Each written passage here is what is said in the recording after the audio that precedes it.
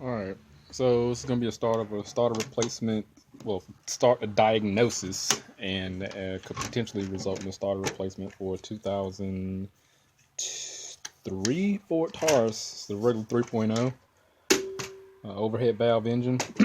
I have not diagnosed this yet. The car got towed in, and the complaint was it's not starting. Customer just bought a starter on their own. So on this car, the starter sits below the front of the engine. Well, it's going to be in the front engine where the radiator sits, and it's going to basically sit down below there. You're going to have to access this from the bottom of the car. But we're going to diagnose it first, see what's up with it, make sure it's a starter, and go from there. I will say current symptoms are nothing really. So I'm going to show you how to diagnose that real quick and ensure that the starter is effective, and go from there. So what I'm going to do is get access to the solenoid, the starter. Being that I'm a one-man band, I'm pretty sure a lot of y'all are out there working on stuff on your own. I'm going to get a test light connected to the starter solenoid and turn the key. If I rotate the key and that solenoid light and the light actually illuminate, then that's an indication that that's an 80% chance that we're getting adequate current, and the everything's necessary for the starting circuit to operate. We're just not engaging the starter from the solenoid. So let me line that up and show you what I do. Test that really quick, and if it illuminates and there's no engagement, and I'm going to take that 80% chance and just replace that starter, because it's pretty plausible it's a bad starter. So we're going to do that, and I'll show you in a second. Alright, so upon visual inspection of the starter, this starter is actually loose at the starter solenoid housing here. Let's focus. You can see I can actually move it.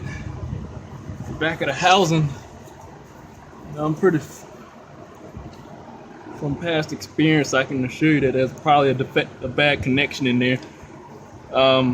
So just again, the starter is located in the front of the car. You have to gain access from the bottom, and of course it's right here by the oil filter. So I know from past experiences, I'm pretty sure the starter is defective.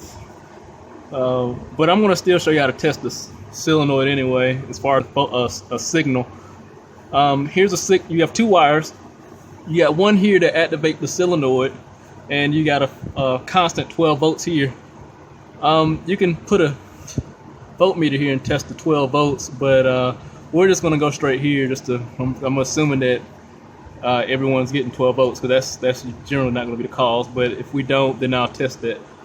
But I'm going to try to see if we get a signal from this from my brain. Get a signal from the wire that goes to the solenoid. So I'm gonna hook that up and I'll show you. Alright, so very quick, this is just a regular test light you can get from Harbor Freight. Took the poking end with the test light, hooked it onto the ground side of the battery cable, and took the alligator clamp and hooked it onto the back of the nut that goes to the solenoid. If it'll focus again.